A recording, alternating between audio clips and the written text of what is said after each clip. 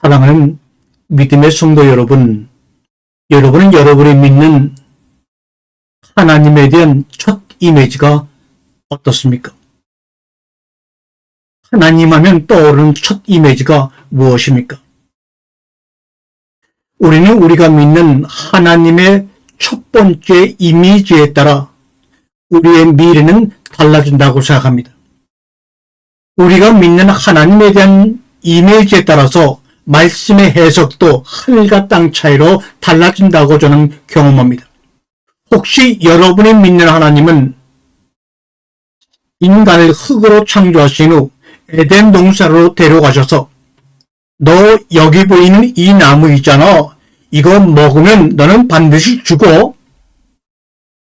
라고 해서 그것을 먹음으로 말미암아 죄 속에 불순종 속에 빠질 수밖에 없게 하신 하나님이라는 이미지, 원죄를 발생시킨 주 동기가 되는 하나님이라는 이미지를 여러분이 알게 모르게 갖고 있지만 그렇다고 표현 못하고 있는 것은 아닙니까? 우리가 믿는 하나님의 이미지에 따라서 우리의 미래가 달라진다는 말은 무슨 말입니까? 미래의 나와 단절될 때 현재 나는 어리석은 결정을 내릴 수밖에 없기 때문이다. 그래서 우리의 현재를 이끄는 것은 앞으로 다가오지 않은 불안한 미래가 아니라 오래된 미래입니다. 성경 속 과거라고 할 때는 우리가 말하는 지나간 세월을 의미하는 것이 아니라 오래된 미래다. 에이센트 퓨처다. 이 오래된 미래라고 하는 것은 뭡니까? 바로 창세기 1장에 약속한 그것들이 바로 우리에게는 미래입니다. 그런데 수천 년 지난 그 과거를 라고만 생각해서 과거의 개념으로만 생각한다면 우리의 현재는 정말로 하나님의 말씀에 따라서 역동적으로 이끌림을 당할 수가 없습니다.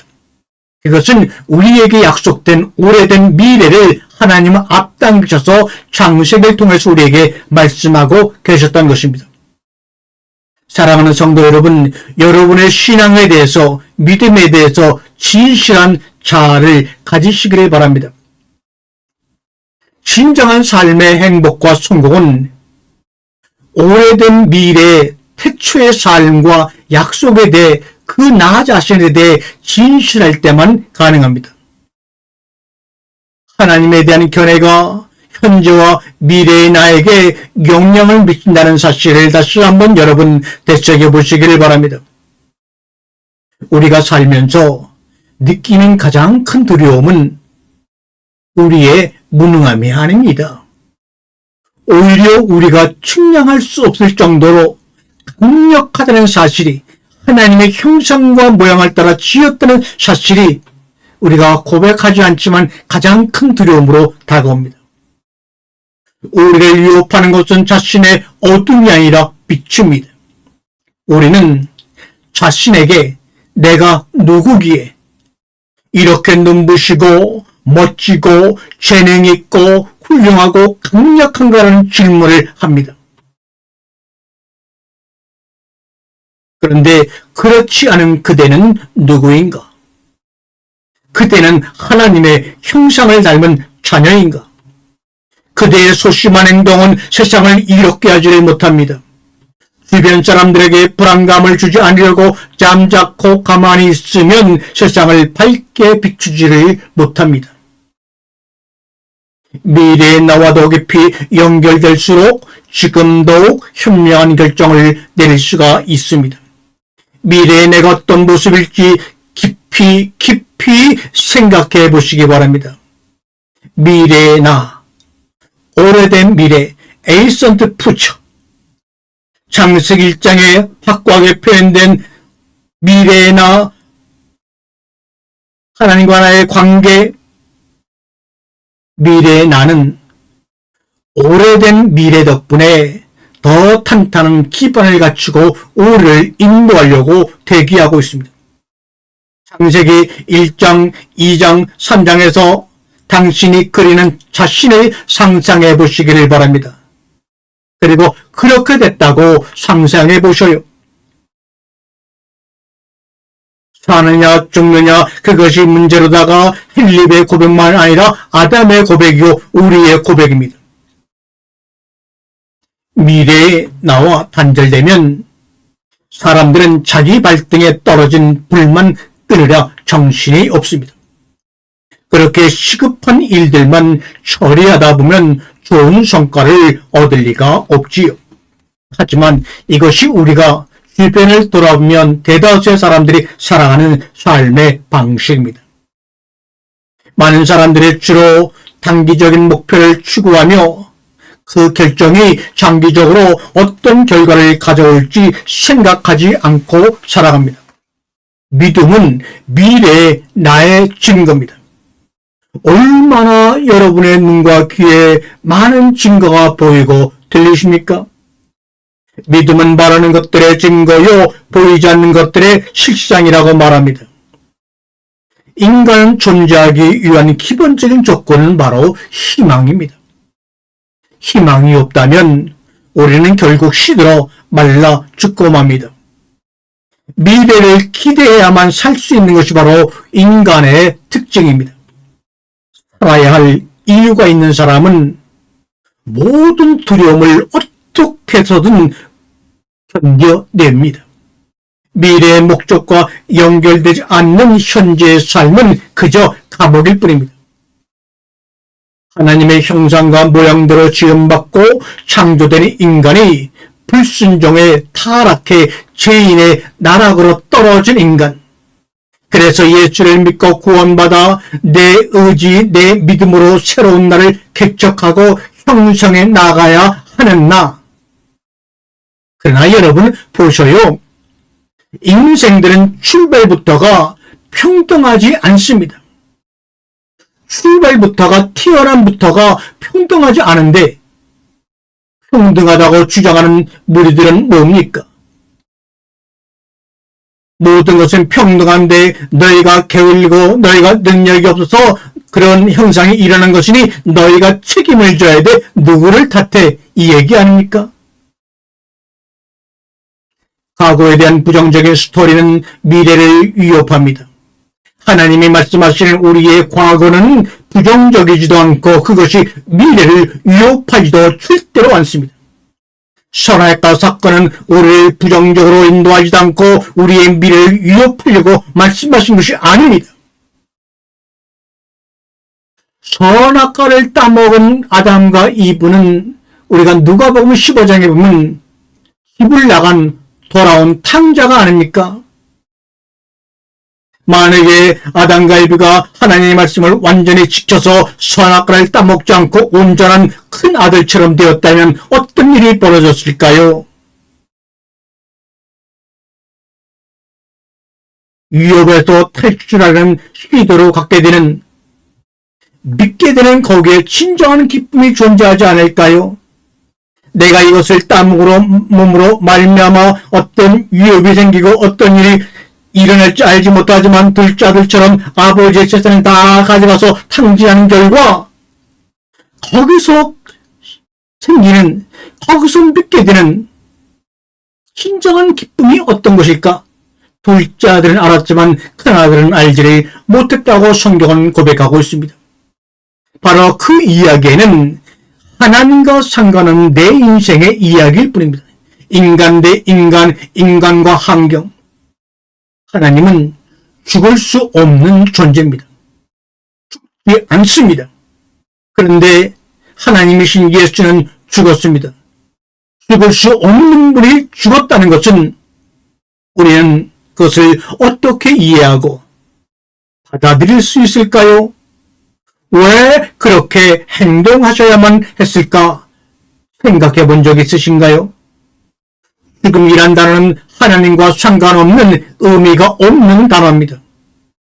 우리가 지금 생각하는 우리 인간의 이해일 뿐입니다.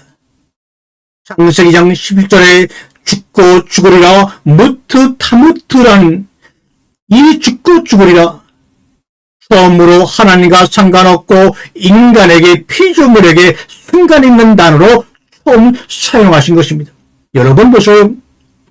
죽고 죽으리라는 창세기 2장 17절에 죽음이란 단어는 무트 타무트란 단어는 아담에게 한 얘기가 아닙니다. 아담 이후 수천 년이 지난 후에 히브리어로 말씀되어진 그런 단어라는 것을 여러분 생각해 보세요. 죽고 죽으란다는 아담에게 무트타무트란 말은 아담에게 하와에게 한 이야기가 아니라 수천 년의 세월이 지난 후 광야 이스라엘 백성들에게 히브리어로 말씀하시는 말입니다. 만약에 하나님께서 그 당시 에덴 동산에서 아담에게 무트 죽는다라고 하는 아담과 하와는 무슨 말인지 모르고 고기를 갸우뚱 거렸을 것입니다. 우리가 생각하는 죽음으로 아담과 이브는 그런 뜻으로 들어본 적도 없을 것입니다. 그런데 우리는 그 단어를 가지고 각가지 교리와 해석을 만들어내며 원죄를 만들어내어서 스스로 2000년 동안 지금도 묶여 살고 있습니다. 창세기 4장의 가인의 적보에서 이야기하는 죽다라는 히브리어는 무트라는 단어가 아닙니다. 창세기 2장 11절에 죽고 죽으려고 말씀할 때 무트란 단어가 아니고 하라그 가바입니다. 전혀 다른 단어입니다. 창세기 5장 족보에서 이야기하는 죽음이란 단어는 바로 이것은 무트란 단어입니다. 가인의 족보와 셋의 족보에게 죽는다, 죽음이란 단어를 말할 때는 그 단어 자체가 완전히 다른 뜻의 단어입니다. 우리 성경에서는 죽다라고 동일하게 번역이 되었지만 원문 성경에는 그렇게 표현되어 있지 않습니다. 창세기 2장 11절에 죽는다, 무트는 우리가 두려워하고 피하고 싶은 그 죽음이 아니라는 말 아닙니까? 아담은 구대손 라멕과 56년 동안 동거했습니다. 노아의 아버지와 함께 아담은 56년 동안 동거했습니다. 같이 살았습니다. 이렇게 함께 살면서 아담은 자신의 이름, 자신의 정체성, 창세기 2장과 3장을 어떻게 설명하고 이야기해 주었을까? 에노스는 아담과 308년 동안 무드셀라와는 243년을 동거하면서 그동안에 그들이 전해들은 이야기들을 이야기하고 믿음의 유산으로 무토스를 남겼습니다. 그것을 신하라고 하는 겁니다. 노아는 아브라함과 함께 살면서 홍수의 사건과 동기, 홍수의 과정, 홍수 이후의 포도주의 사건 등을 다양한 이야기를 구전으로 들려주었을 것입니다. 또한 라멕은 아담에게 쓰는 다양한 이야기를 자신의 아들 노아에게 들려주었을 것입니다. 성경에 기록되지 않았으나 분명 그 사건과 내용들은 사실입니다. 성경에 기록된 사건들은 팩트 중에 극히 일부분입니다. 그래서 모세는 신명기 32장 7절에서 옛날을 기억하고 역대의 연대를 생각하며 아비의 어른들에게 물라고 신신당부합니다. 요한복음 14장 26절에서는 예수님께서 십자가에 달리시기 하루 전날 유언처럼 성령이 임하면 내가 말한 모든 것을 생각나게 하시며 모든 것을 가르치시라. 모든 것과 모든 것은 예수님 육신의 몸을 입고 오셔서 하신 그 모든 것을 의미하는 것이 아닙니다.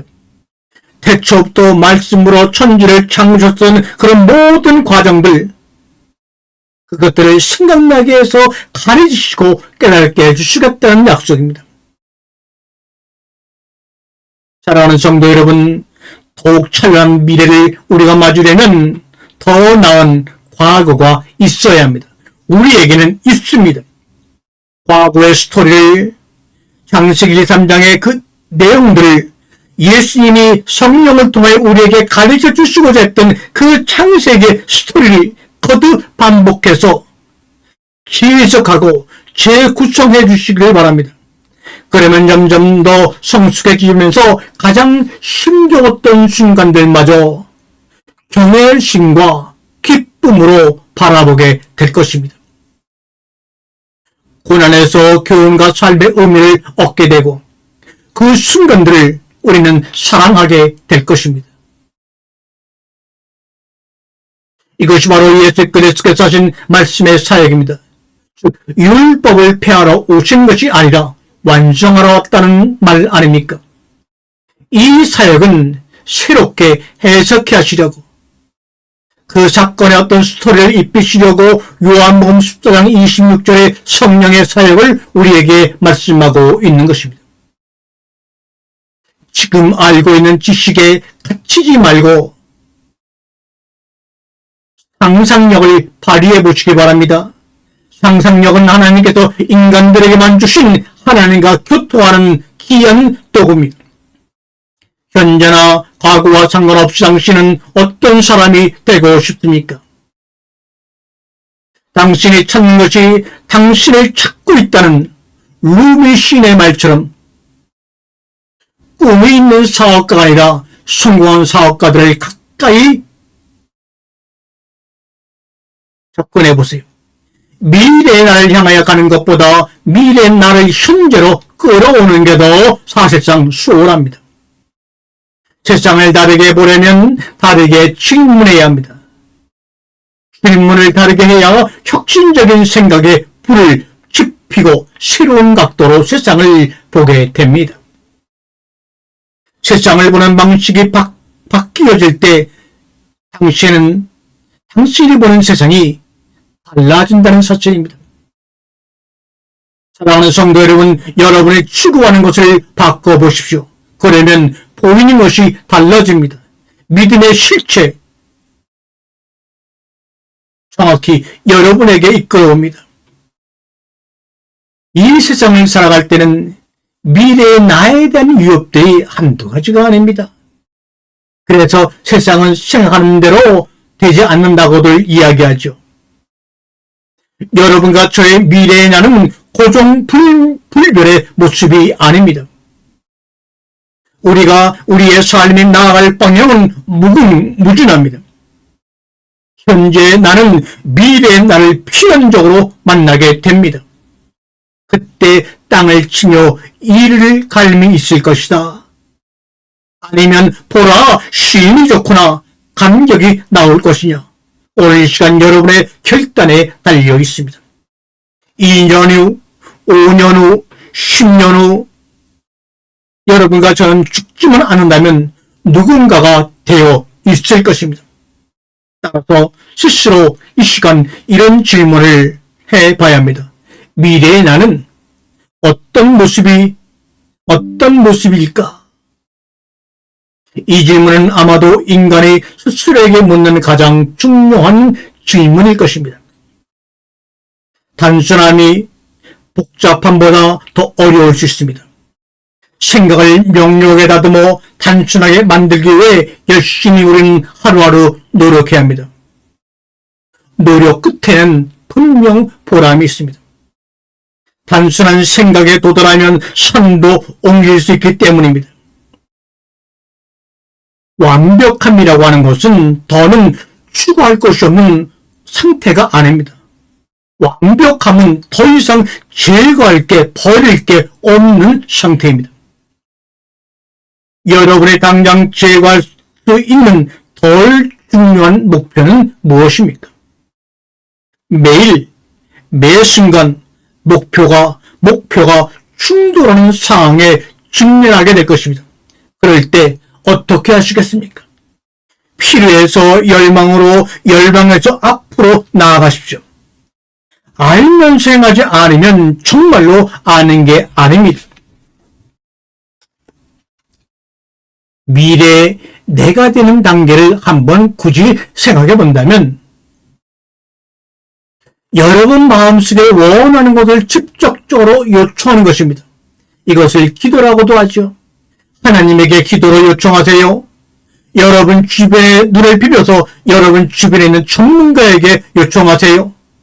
친구에게 요청하세요. 누구에게든 요청하세요. 그냥 요청하라. 두려워하지 말아라. 부끄러워하지 말아라. 이 말입니다. 다나토스, 죽음이란 단어는 뭡니까? 다나토스 없는 에로스를 그냥 즐기고 싶은 거겠죠.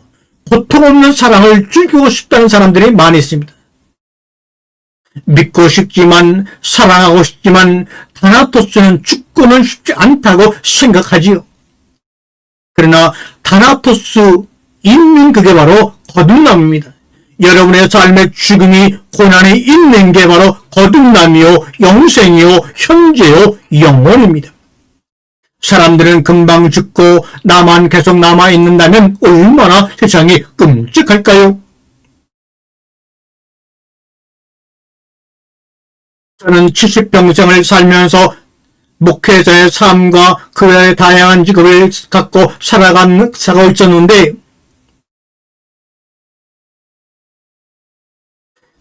만약 영원히 산다면 어떨까 생각해 봤습니다.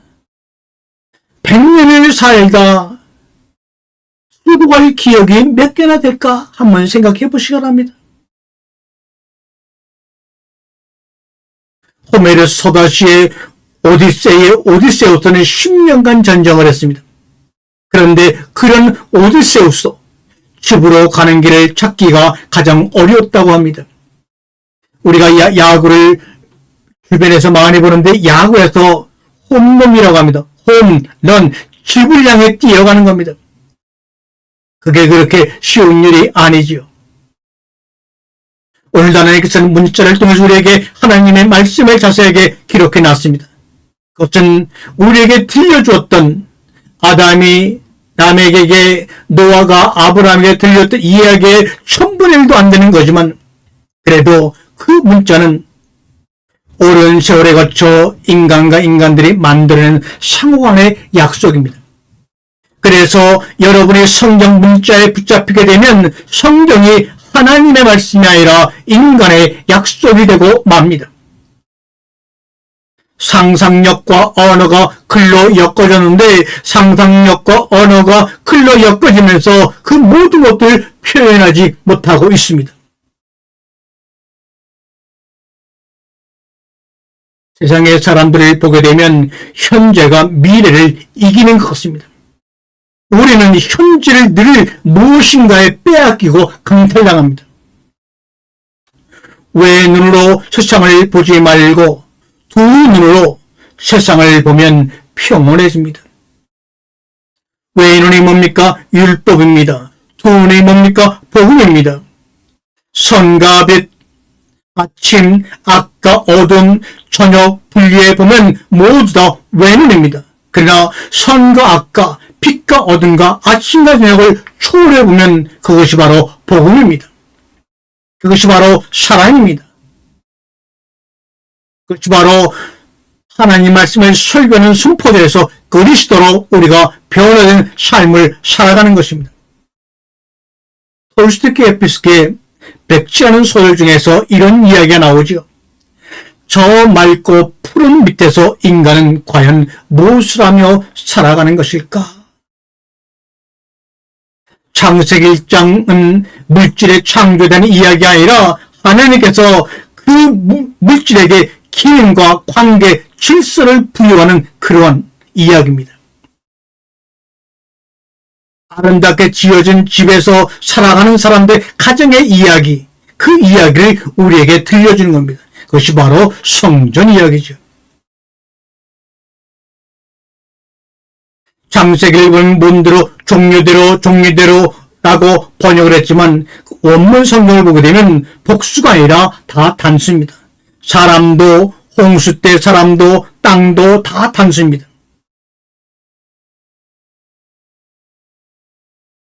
기쁜 소식으로 즐겁게 하고 기뻐하고 알려주는 것이 바로 바사르 살이라는 말입니다. 너는 내 살 중에 살이요.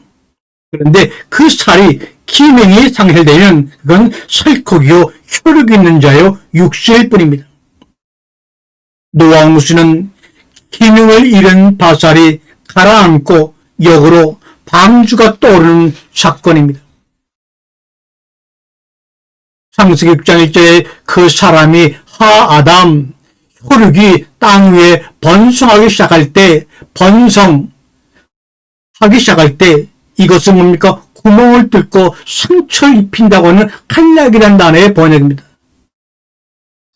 그 혈육이 있는 사람들이 땅 위에 번성해서 서로 상처를 입히고 있었다고 말합니다.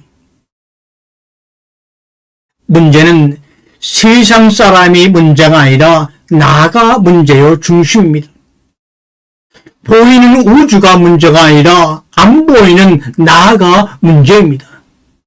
그게 하나님의 형상과 모양입니다. 보인다고 하는 그 형상은 그저 흙이요 그림자일 뿐입니다. 여러분, 이 세상에는 말이죠, 옳고 그름보다 중요한 일이 많습니다. 많지만 그것은 단수 하나입니다. 그게 뭡니까? 그게 바로 사랑이라는 겁니다. 예수님이 보아진 줄을 발견하면 가진 모든 것을 팔아 사지 않겠느냐고 말씀하셨지요. 그런데 우리는 알게 모르게 그 부활을 못 찾게 하려고 목회하고 설교하고 신앙생활 하게 하려고 하는 것 같아 그게 종교의 특징인 것이 아닌가 염려스러운 마음으로 오늘도 기도하며 이 말씀을 마칩니다. 아멘, 아멘.